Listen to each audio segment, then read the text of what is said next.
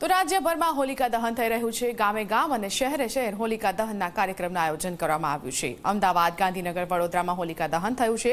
સુરત અને રાજકોટમાં પણ હોલિકા દહન થઈ રહ્યું છે।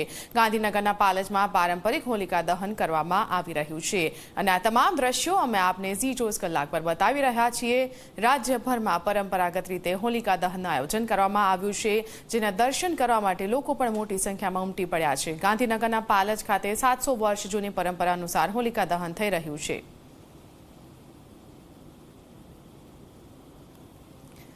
તો ગાંધીનગરમાં જે હોલિકા દહન થઈ રહ્યું છે ત્યાં કેવી સ્થિતિ છે, કેવી રીતે લોકો ઉત્સાહ સાથે આ પર્વમાં ભાગ બની રહ્યા છે, જાણીશું। અમારા સંવાદદાતા હિતલ પારેખ આપણી સાથે ગાંધીનગરથી લાઈવ જોડાઈ ગયા છે। હિતલ, પાલજમાં ખૂબ જ ભવ્ય રીતે હોલિકા દહન કરવામાં આવ્યું છે, ત્યાં કેવો માહોલ છે?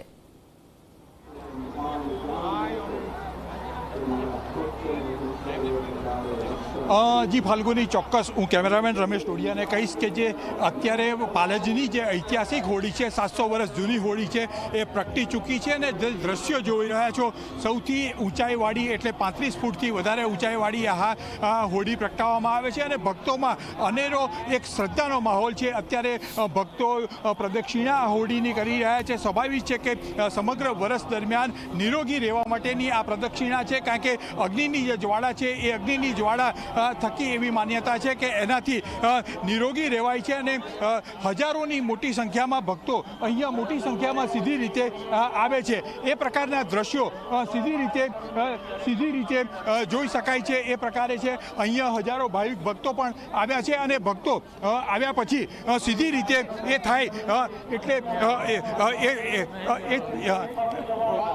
એ થાય એ પ્રકારની સ્થિતિ સીધી રીતે જોઈ શકાય છે।